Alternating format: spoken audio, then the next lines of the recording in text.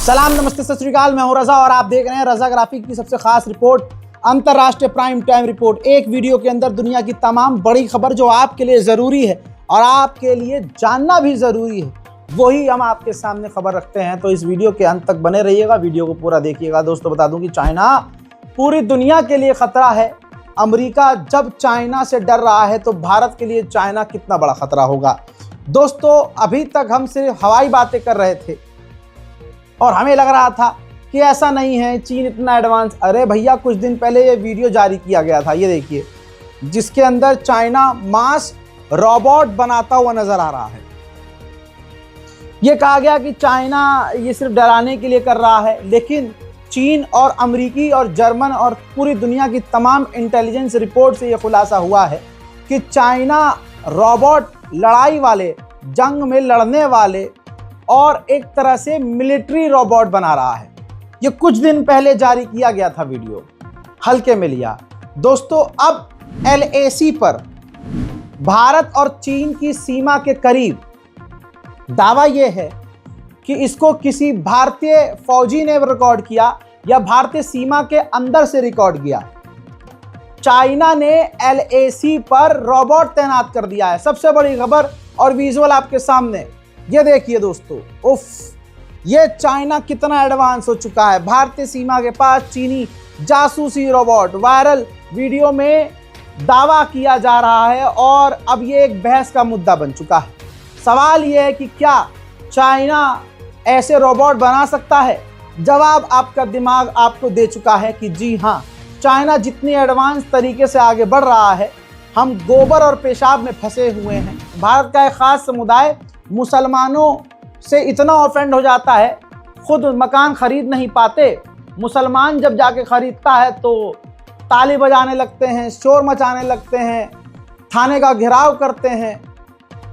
Corona जैसी बीमारी आती है तो पैखाने को, जानवर के टट्टी को, पैखाने को, पेशाब को दवाई बता दिया जाता है। हम गू, मूत और नफरत में फंसे हुए हैं और चाइना हमारी भारत माँ के लिए कितना बड़ा खतरा बन रहा है, इस पर वो खास समुदाय नहीं बोलेगा। हजरात, अगर आप रजा ग्राफिक देखते हैं तो इसकी वजह यही है कि हम आपको सच दिखाते, सच बताते हैं। बहुत सारे लोगों को, मैंने कुछ टिकटॉकियों को और कुछ रील वालों को देखा है जो आड़ी टेढ़ी बात करते हैं, जो सच खबर बताते भी हैं। मेरे जैसे और भी लोग हैं जो सच दिखाते हैं, कुछ यूट्यूबर्स, तो उनके नाम पर अब व्यूज कमाए जा रहे हैं कि भाई उन्होंने खबर गलत बताई थी। हजरात, आपको एक और सच्चाई का सामना करवाऊं और आप खुद ही वेरीफाई करेंगे कि रजा ग्राफी आपको कितनी क्लियर और पारदर्शिता के साथ खबर दिखा रहा है। मैंने आपको कल बताया था कि पाकिस्तान मदद भेज रहा था श्रीलंका। हमने पाकिस्तान के लिए एयर स्पेस बंद किया हुआ था, लेकिन ये जहाज़ जब श्रीलंका के लिए उड़ान भरता है और परमिशन जब हमसे मांगता है तो हमने परमिशन दे दी थी और हमारे ही एयर स्पेस का इस्तेमाल करके पाकिस्तान का जहाज़ श्रीलंका पहुंचा और मदद देकर आया।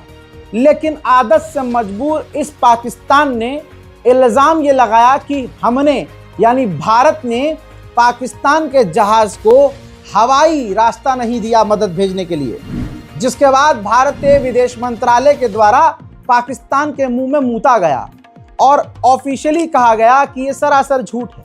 हमसे पहली बार परमिशन मांगी गई और हमने पहली बार में ही पाकिस्तान के मदद ले जाने वाले जहाज को रास्ता दे दिया था। लेकिन भारत को बदनाम करने के लिए पाकिस्तान फालतू की बातें कर रहा है। बात तुमने हमारे भारत, हमारे मुल्क की बेइज्जती वाली की है। तो आइए पाकिस्तान का और पाकिस्तानियों का पोस्टमार्टम करते हैं और ये कितने हरामी झूठे हैं, हम आपको इन्हीं के पिछवाड़े से इन्हीं की तस्वीर दिखाते हैं। ये देखिए, पाकिस्तान ने जो मदद भेजी थी, पाकिस्तान हाई कमीशन ने श्रीलंका को जो मदद भेजी थी और अपनी तारीफ़ें लिखी थी तस्वीरें शेयर करके, ज़रा जब हमने उसको जूम किया, जब जूम करके देखा गया तो जो पैकेट मदद के भेजे हैं वो 2024 के हैं, जो एक्सपायर हो चुके हैं 2024 में। यानी जो 2024 में एक्सपायर हुआ सामान है, एक्सपायर सामान पाकिस्तान श्रीलंका को भेजकर, वो भी भारत के रास्ते, भारत को बदनाम करके, श्रीलंका को मदद देकर तुर्रमखा बन रहा है।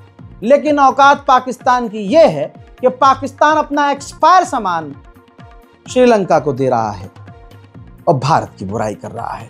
अपने गरीबान में झांको और थोड़ी सी शर्म करो और अल्लाह का खौफ करो। उधर मेरे दोस्तों, भारत के हमारे नेवल ऑफिसर ने कहा कि ऑपरेशन सिंदूर में हमारी नेवी ने पाकिस्तान की नेवी पर इतनी पैनी नज़र बनाई थी कि हम चारों तरफ इस तरह से फैले थे कि वो पाकिस्तान की नेवी अपने पोर्ट के अंदर बंद हो गई थी और बाहर नहीं निकली थी। बयान सुनाऊंगा आपको अभी। पाकिस्तान के ऊपर खुलासा करते हुए हमारे नेवल ऑफिसर ने कहा कि पाकिस्तान की नेवी पर हमारी पल पल नज़र है और यही चीज़ चीन की नौसेना पर भी अप्लाई होती है।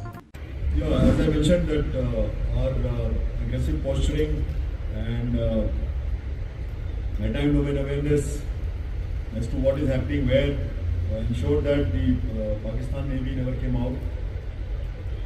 After the Sindoor, as I said, we are maintaining the operational tempo. We are ensuring that the maritime domain awareness is complete. We exactly know where are the Pakistani naval units deployed, and maritime domain awareness in maritime warfare. उधर Russia ने किया है confirm कि जो दिल्ली यानी भारत को रूस तेल दे रहा है वो टेम्परेरी कम हो सकता है, यानी कम हुआ है। बात बिल्कुल क्लियर कर दूं, कहा था हमारा वाला झुकेगा नहीं, और मोदी जी ने कहा था कि हम तो तेल लेते रहेंगे, अपनी सरकार से कहलवाया था कि हम डरते नहीं हैं, तेल लेते रहेंगे। तो रशिया हमारा दोस्त है, जहां से फायदा होगा वहां से लेंगे।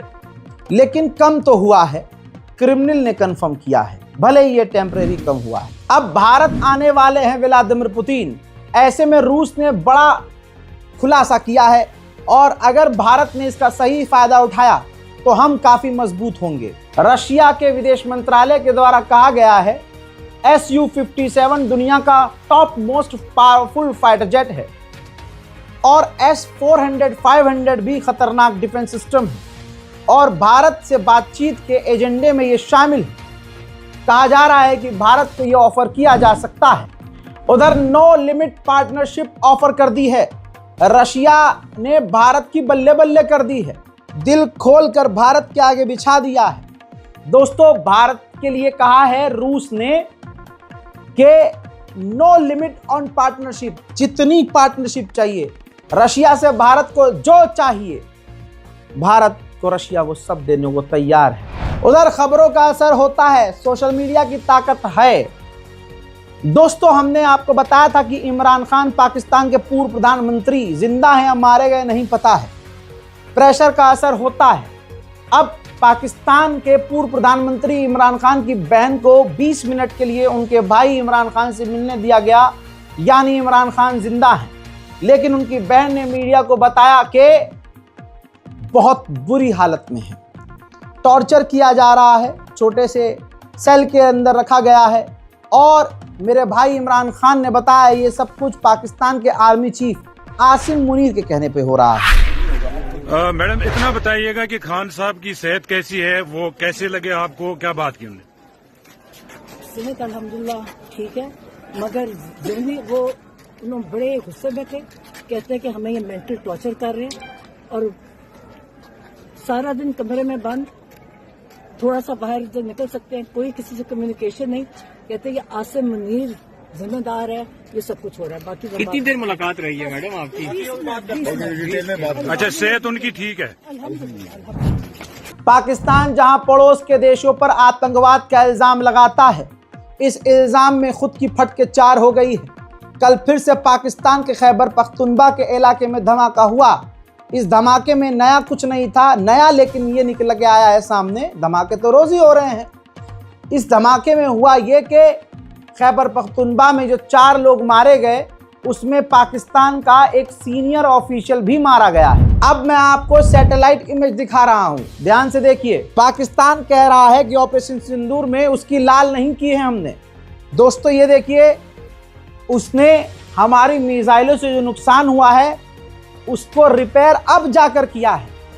अब जाकर आप बिफोर आफ्टर देखिए कि हमने जब फोड़ा है तो कैसा हाल था और अब जाकर उसने उन साइट्स को दोबारा से रिबिल्ड किया है, बनाया है। तालिबान ने कुछ ऐसा काम किया है, एक इस्लामी कानून के नाम पर ऐसा काम किया जिसकी चर्चा दुनिया में हो रही है। हजरात, अफगान